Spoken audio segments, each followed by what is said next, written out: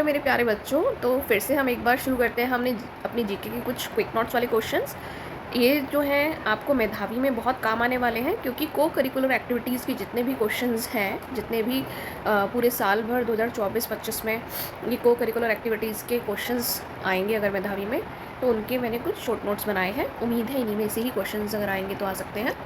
तो देखिए, पहला हम पढ़ते हैं डॉक्टर भीमराव अम्बेडकर जी के बारे में। तो ये जो हैं डॉक्टर भीमराव अम्बेडकर, ये इनका जन्म 14 अप्रैल 1891 में हुआ था, मध्य प्रदेश के महू गांव में। और इन्होंने 4 सब्जेक्ट में पीएचडी करी थी।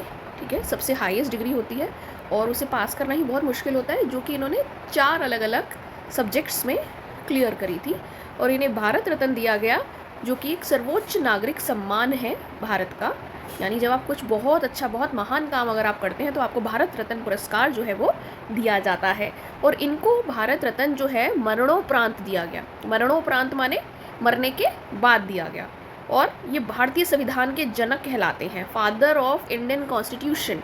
यानी भारत का जो संविधान है, जो इतना बड़ा संविधान है, उसको लिखने में बहुत ही महत्वपूर्ण भूमिका इन्होंने अपनी निभाई है। और इनका जो फेवरेट कोट है, जो कि बहुत बार इन्होंने बोला है, जैसे जीवन लंबा होने की बजाय महान होना चाहिए। अगला हम लेते हैं बैसाखी। बैसाख से, जो कि रंगों का एक त्यौहार है और इसे फसलों का त्यौहार भी कहते हैं, फसलों की कटाई का त्यौहार। और ये 13 या कई कई जगहों पे 14 अप्रैल को मनाया जाता है। और ऐसा माना जाता है हिंदू ग्रंथों के अनुसार कि देवी गंगा जो है वो धरती पर उतरी थी, इसलिए गंगा स्नान का विशेष महत्व रहता है इस दिन। और हरिद्वार और ऋषिकेश में इस दिन मेले भी लगते हैं, गंगा स्नान के तौर से इसको जाना जाता है। और जो सिखों के 10वें गुरु हैं, उनका नाम है, ये भी आ सकता है। देखिए, 10वें गुरु कौन थे? गुरु गोबिंद सिंह जी। ठीक है। और जिनका जन्म जो है, जिन्होंने 1699 में खालसा पंथ की नींव रखी थी। खालसा पंथ क्या है? जो सिख होते हैं, जो पगड़ी धारण करते हैं, आपने देखा होगा, एक धर्म है सिख, जैसे हिंदू है और जैसे मुस्लिम है, ऐसे ही एक सिख धर्म है। जो सिख धर्म की नींव रखी थी, वो गुरु गोबिंद सिंह जी ने 1699 में खालसा पंथ की नींव जो है वो रखी थी। और ये त्यौहार पंजाब और हरियाणा में खास तौर से मनाया जाता है, क्योंकि यहीं पे ज़्यादातर जो है गेहूँ और तिलहन और गन्ने जैसी फसलें उगाई जाती हैं। तो इसलिए यहाँ पर गन्ने, तिलहन, गन्ने की फसलें जो है वो कटती हैं इस दिन। तो इसीलिए इसका त्यौहार का विशेष महत्व पंजाब और हरियाणा में देखने को मिलता है। और बिहार में इसको बैशाख और या बैसाख के नाम से जानते हैं। और तमिलनाडु में इसको पुंथड़ू आदि के नाम से जाना जाता है। अगला है वार्म अप व्यायाम के बारे में। तो वार्म अप एक्सरसाइज कौन सी एक्सरसाइज होती हैं? जो कि आपकी मसल्स को जो है वो सॉफ्ट करने में, जब आप एक्सरसाइज करते हो तो आपको कोई इंजरी ना हो जाए, कोई आपको हड्डी या बोन जो है वो फ्रैक्चर ना हो जाए, तो उससे बचाने के लिए, आपकी मसल्स को या मसल क्रैम्प ना आ जाए आपको, ठीक है, तो उसको बचाने के लिए आपकी बोन्स को और मसल्स को सॉफ्ट करती है वार्म अप एक्सरसाइज। आपकी बॉडी रेडी हो जाती है।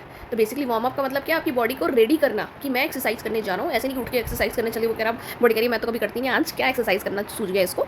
तो आपकी बॉडी कहीं ना कहीं इंजरी कर देगी, ले भाई इंजरी कर दो, मुझे नहीं समझ आ रहा क्या करना है। तो वो इंजरी से बचाने के लिए आपकी बॉडी को एक अलार्म देना कि भाई मैं एक्सरसाइज करने वाला हूँ, तो रेडी हो जाओ, बोझ उठाने वाला हूँ मैं, या कुछ हैवी एक्सरसाइज अब मुझे करनी है। तो उस एक्सरसाइज को करने से पहले वार्म अप एक्सरसाइज करी जाती है। Also done after the exercise. और इसको ये नहीं है कि पहले ही करते हैं, बाद में जब आपने इतनी सारी एक्सरसाइज कर ली, आपकी बॉडी यूज टू हो गई उस एक्सरसाइज की, उसके बाद आपकी बॉडी जो है बहुत ज़्यादा एक्टिवनेस में आ जाती है, तो उसको थोड़ा शांत करने के लिए भी वार्म अप एक्सरसाइज के बाद भी करते हैं। जो कॉमन वार्म अप एक्सरसाइजेज हैं वो है आर्म क्रॉस, और दूसरी जो है हमारी बॉडी रोटेशन। आप अपनी बॉडी को ऐसे इधर और इधर घुमाते हैं हाथों के जरिए। और पंचेस तो आपको पता है, ऐसे ऐसे घूसे मारना। और द विंड मिल और हाई नी जैक, घुटनों को ऊपर तक लेके आना, ये हाई नी जैक होती है। तो वर्ल्ड अर्थ डे जो है, विश्व पृथ्वी दिवस जो है, उसका एक मेन स्लोगन है जिससे रिलेटेड क्वेश्चन आ सकते हैं कि हम प्रकृति से, प्रकृति हमसे। ठीक है, तो क्या स्लोगन है वर्ल्ड अर्थ डे का? तो हम प्रकृति से, यानी प्रकृति के बिना हम कुछ भी नहीं है और प्रकृति भी हमसे है। तो ये 22 अप्रैल को, 22 अप्रैल को पृथ्वी दिवस जो है वो मनाया जाता है। और इसको मनाते हुए हमें 54 वर्ष हो गए हैं, 1970 से हम इसे मना रहे हैं। और एरोबिक एक्सरसाइज होती हैं। हमें प्रतिदिन व्यायाम क्यों करना चाहिए? बेसिकली अगर ऐसा क्वेश्चन आता है तो यही है कि अपनी बॉडी को एक्टिव रखने के लिए, हेल्दी रखने के लिए व्यायाम करने से क्या क्या लाभ होता है। आपको पता है कि अगर हम रोज़ व्यायाम करेंगे तो हमारा शरीर, मन, बॉडी सब हेल्दी रहेंगे। तो को करिकुलर में जो आपका आया आवर हेल्पर का भी एक वर्कशीट आया था, उसमें कुछ ऐसे क्वेश्चन थे। I take care of patients in the hospital, who am I? कौन हूँ मैं जो पेशेंट्स की देखरेख करता हूँ हॉस्पिटल में, ठीक है, टेक केयर करता हूँ। और my job is to catch thieves, मेरी जॉब जो है वो पकड़ना है थीव्स को। मैं कौन हूँ? और आई डिलीवर गुड्स, मैं चीज़ों को घर घर जाके देता हूँ, या लेटर्स भी घर घर जाके देता हूँ। मैं कौन हूँ? आजकल तो स्विगी वाले भी घर घर जाके बहुत कुछ देते हैं, पोर्टर वाले भी देते हैं बेसिकली, लेकिन लेटर्स जहाँ पर आए तो आपको पोस्टमैन ही लिखना है। Whom would you contact to do wood work, जब भी आपको लकड़ी का काम कराना हो तो आपको किसको कॉन्टैक्ट करना है? How does a farmer help us, किसान जो है हमें कैसे मदद करते हैं। तो इस तरह के कुछ क्वेश्चन आ सकते हैं, इन्हें आप ध्यान से करिएगा। वन महोत्सव जो है वो कब मनाया जाता है और कब से मनाया जा रहा है, सॉरी। तो वन महोत्सव जो है बेसिकली इसको वनों का उत्सव भी कहते हैं। उत्सव क्या होता है? जैसे हम त्यौहार मनाते हैं वो भी एक उत्सव है, खुशी कि वन लगा रहे हैं, वनों को बढ़ावा करना। वैसे इतना पॉल्यूशन हो रहा है तो वो कम हो, वनों को बढ़ाना, ठीक है, इस वन महोत्सव। और 1950 से इसकी शुरुआत हुई। और किसने शुरुआत करी? श्री कन्हैया लाल मानिक लाल मुंशी जी द्वारा इसकी शुरुआत हुई। कन्हैया लाल मानिक लाल मुंशी द्वारा, KLMLM, ठीक है, कन्हैया लाल मुंशी लाल और मानिक लाल और मुंशी लाल, ठीक है, ये नाम है।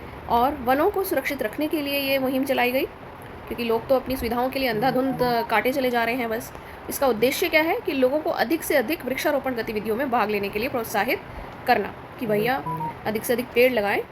और पेड़ लगाने से मिट्टी का कटाव कम होता है। आपको पता है अगर पेड़ नहीं होते तो मिट्टी जो है वो बह जाती है पानी के साथ। बारिश आई, बह गई, और हवा ज़्यादा तेज़ चल रही है तो उड़ के चली गई। अगर मिट्टी ख़त्म हो गई तो पेड़ लगाने के लिए भी हमारे पास कोई साधन नहीं बचेगा। तो मिट्टी को बचाना है, पेड़ लगाना तो ज़रूरी है, इसीलिए कि हमें मिट्टी को भी बचाना है। International plastic bag free day जो है वो 3 जुलाई को हर साल मनाया जाता है। और मेडिटेशन जो है, ध्यान लगाना जो है, इसको कहते हैं, जिसमें गर्दन कमर सीधी रखी जाती है। मन में आने वाले विचारों को धीरे धीरे शांत करना होता है। हमारे अंतर्मन को शांत करने के लिए ये बहुत ज़रूरी है।